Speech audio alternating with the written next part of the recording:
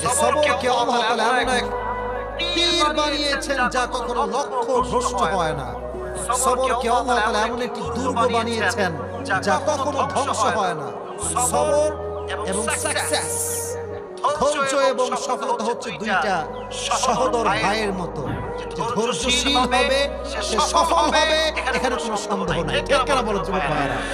এবার আসেন, সবর কতটা দামি, কতটা গুরুত্বপূর্ণ কোরআন থেকে আমরা দলিল সহকারে আজকে জেনে যাব।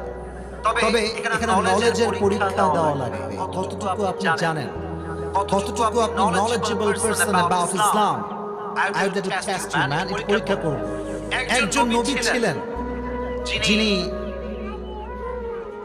লম্বা সময়, প্রায় 18 বছর, কোথাও আসছে 12 বছর রোগে আক্রান্ত ছিলেন, পুরো দেহে পচন ধরেছিল। নাম কি? আইয়ুব আলাইহিস সালাতু ওয়াস সালাম। তার কথা কোরআন